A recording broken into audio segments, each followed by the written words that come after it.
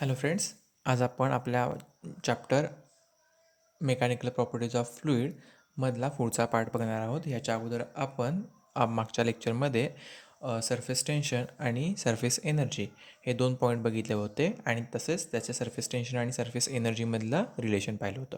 आज आपण आता बघणार आहोत अँगल ऑफ कॉन्टॅक्ट. आता अँगल ऑफ कॉन्टॅक्ट म्हटल्यानंतर अँगल म्हणजे कोन आणि कॉन्टॅक्ट म्हणजे त्याच्या जवळ आहे, म्हणजे जवळता किंवा कॉन्टॅक्टमध्ये समजा. ओके, तर अँगल ऑफ कॉन्टॅक्ट कुणाचा, तर फ्लुईड म्हणजेच लिक्विड आणि सॉलिड यामध्ये तयार होणारा अँगल जो आहे तो आपल्याला आज पाहायचा आहे. तर बघा, when a liquid surface comes in contact with a solid surface it forms a meniscus which can be either convex in bracket mercury and glass or concave in bracket water and glass. आता इथे बघा, आपण काय म्हटलेलं आहे, when a liquid surface comes in contact okay with a solid surface, म्हणजे ज्या वेळेला लिक्विड सॉलिडच्या संपर्कात येतं, त्याच्या कॉन्टॅक्टमध्ये येतं, तर तिथे आपल्याला एक मिनिस्कस तयार होतं. तर मिनिस्कस म्हणजे काय, तर meniscus means lens which is convex on one side and concave on other side, being a crescent shaped in cross section which is meniscus. म्हणजेच मिनिस्कस म्हणजे ज्या आपल्या ज्या आकृतीला एक बाजूला अंतर्वक्र आणि दुसऱ्या बाजूला बहिर्गोल असा शेप ज्या ठिकाणी तयार होतो त्याला आपल्याला आपण मिनिस्कस म्हणायचं आहे. ओके, आता हा मिनिस्कस कुठं बघता येतो किंवा काय, त्यांनी उदाहरण दिलेलं आहे मर्क्युरी ग्लास आणि वॉटर ग्लास, कॉन्केव आणि convex. The angle of contact theta between a liquid and A solid surface is defined as. आता थिटा हे पाहायच्या अगोदर आपण एक डायग्राम बघूया. बघा, the angle of contact theta between a liquid and solid surface is defined as the angle between the tangent drawn to the free surface of the liquid and surface of the solid at the point of contact measured within the liquid.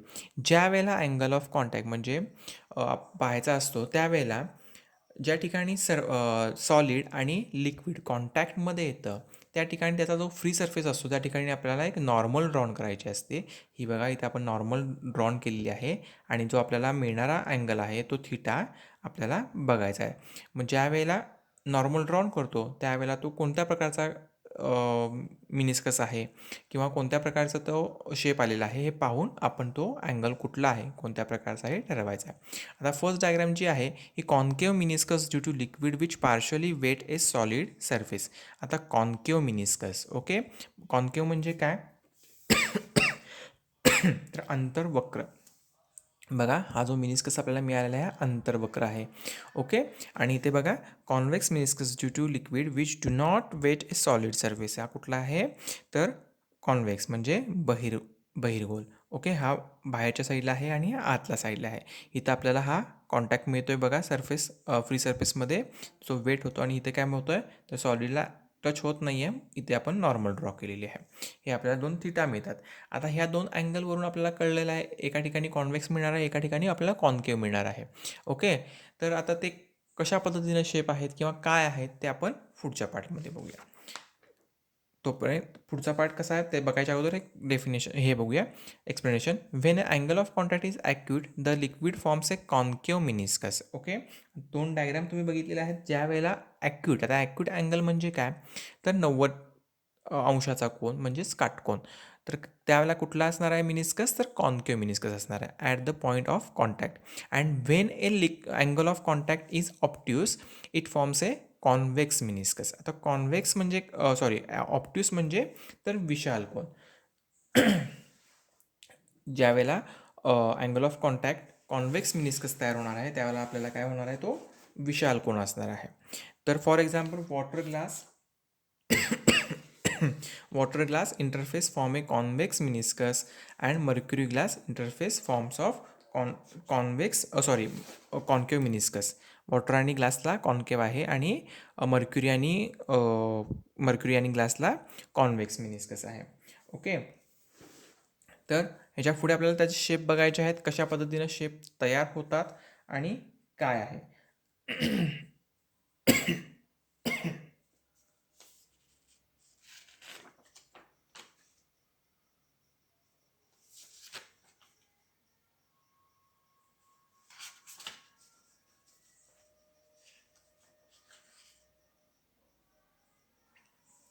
Okay. तर बघा shapes of meniscus. आता concave meniscus म्हणजे आता कुठला येणार आहे तो acute angle of contact. Okay. आता बघा हे एक सॉलिड सरफेस आहे, सॉलिड आहे आणि हे लिक्विड आहे. तिथे काय होणार आहे, तर इथं आपल्याला ज्या ठिकाणी हा वॉटर किंवा लिक्विडचा कॉन्टॅक्ट येणार आहे त्या ठिकाणी आपण काय केलं आहे, स्पिअर ऑफ इन्फ्लुएन्स आपण पाहिलेलं आहे. म्हणजे काय, आता बघा net adhesive force between liquid and solid on molecule A is greater than net cohesive force between liquid molecules. आता adhesive force and cohesive force, adhesive म्हणजे attraction between two different molecules आणि कोहेझिव्ह म्हणजे attraction between same molecule थोडक्यात. Okay.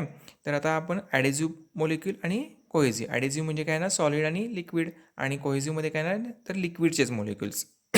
That is A P, vector A P is greater than vector A C. Vector A P is greater than vector A C. The resultant force A vector AR is directed inside solid. The resultant force vector AR, okay, is directed inside the solid. Diagram मी समोरच ठेवतोय. For equilibrium or stability of a liquid surface, the net force vector AR acting on the molecule A must be normal to the liquid surface at all points. Okay. ही जर आपण आता पुढे continue केली तर ही या सरफेसला नॉर्मल तयार होऊ शकते. ओके. नॉर्मल ड्रॉ होऊ शकते all points.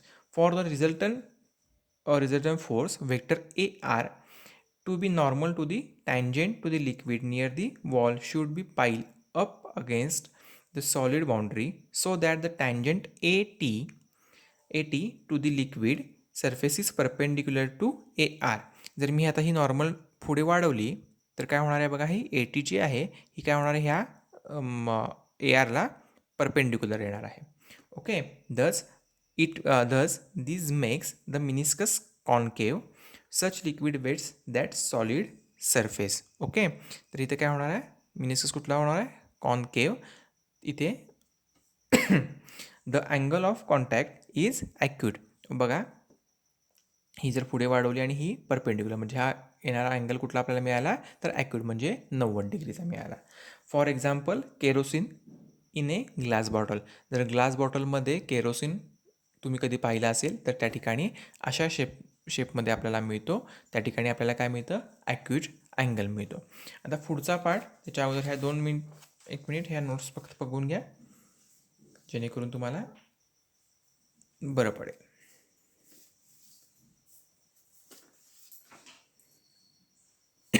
Okay. Then next part, second part, convex meniscus. आता मगाशी आपण बघितलेलं आहे कॉन्केवला ॲक्यूट अँगल होतो आणि कॉन्व्हेक्सला ऑप्ट्यूस अँगल ऑफ कॉन्टॅक्ट तयार होतो. ऑप्ट्यूस म्हणजे काय, तर विशाल कोन. तर बघा इथे देखील सेम डायग्राम आहे, फक्त स्पेअर ऑफ इन्फ्लुएन्सच्या ठिकाणची जी डायग्राम आहे ती थोडी चेंज होते. इथे सॉलिड आहे, लिक्विड आहे. ओके. आता आपण बघूया net adhesive force between liquid and solid on molecule A, okay, is smaller than resultant cohesive force between liquid molecule, that is P and C. Okay, P and C. Resultant force vector AR is directed inside the liquid. For equilibrium of or stability of liquid surface, the net force vector AR acting on all molecule similar to molecule A must be normal to the liquid surface at all points.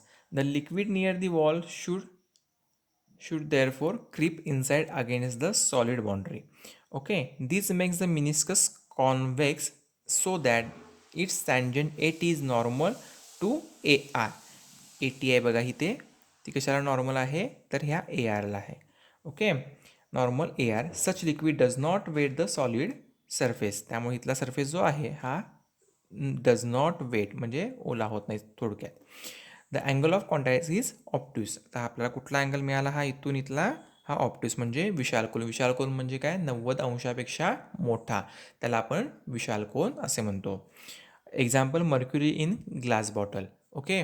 Mercury बऱ्यापैकी सगळ्यांनी बघितलेली आहे. त्या आणि आपण ग्लासमध्ये भरलं किंवा बॉटलमध्ये भरला तर त्या ठिकाणी अशा टाईपमध्ये शेपमध्ये आपल्याला बघायला मिळतं. तर आता आपण बघितलं कशामध्ये केरोसिन इन ग्लास बॉटल आणि मर्क्युरी इन ग्लास बॉटल. आता थर्ड पॉईंट काय आहे तर बघा झिरो अँगल ऑफ कॉन्टॅक्ट. आता मगाशी दोन बघितले ॲक्यूट आणि ऑप्टिस, म्हणजे एक आपल्याला 90 अंशाचा कोन मिळाला, दुसरा मिळाला विशाल कोन म्हणजे 90 अंशापेक्षा मोठा कोन मिळाला. आता इथे काय zero angle of contact. Okay, angle of contact equal to zero. आता सेम डायग्रॅम आहे बघा, solid, liquid, sphere of influence. फक्त इथले जे अँगल तयार होणारे जे आहे त्या रेषा ज्या मगाच्या व्हेक्टर्सच्या ज्या रेषा ज्या होत्या त्या आपल्याला काही दिसत नाही आहेत. त्या काय आहेत किंवा काय प्रॉब्लेम झाला हे आपण आता बघूया. Liquid molecule near the contact region are very less number such that C is negligible. Okay, आपण मगाशी समजण्यासाठी दाखवतो सी. ओके, हा काय आहे निग्लिजिबल आहे, त्यामुळे इथं आपल्याला सी जी वेक्टर आहे ती नाहीच आहे. So A C is equal to zero. C नसल्यामुळे वेक्टर सी नसल्यामुळे वेक्टर ए सी काय होणार आहे झिरो आहे. तर net adhesive force itself is the resultant force that is vector A R is equal to vector A P. Okay, आता बघा इथे ए आर आपण कशी दाखवली होती ए पी. ओके, आता इथं आपल्याला काय झालं वेक्टर ए आर आणि वेक्टर ए पी या दोन्हीही सेम आहेत. So vector A R is equal to vector A P. Therefore tangent A T is along the wall within the liquid.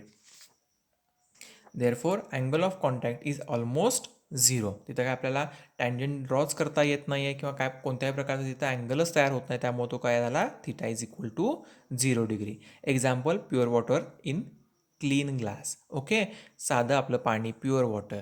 Okay, ते एका ग्लासमध्ये भरा, कोणत्या प्रकारची डायग्रॅम मिळते आपल्याला ती किंवा कोणत्या प्रकारचा अँगल मिळतो हे तुम्ही व्यवस्थित बघू शकता. आता पुढचा पॉईंट किंवा पुढचा टाईप काय आहे बघा, angle of contact 90 degree and condition for convexity and concavity. Okay, आता म्हणजे काय तर acute angle equal to 90. Consider a hypothetical liquid having angle of contact 90 degree with a given solid container. Okay, in this case the net cohesive force vector AC is exactly at 45 degree with either of the surface, and the resultant force AR vector AR is exactly vertical along the solid surface.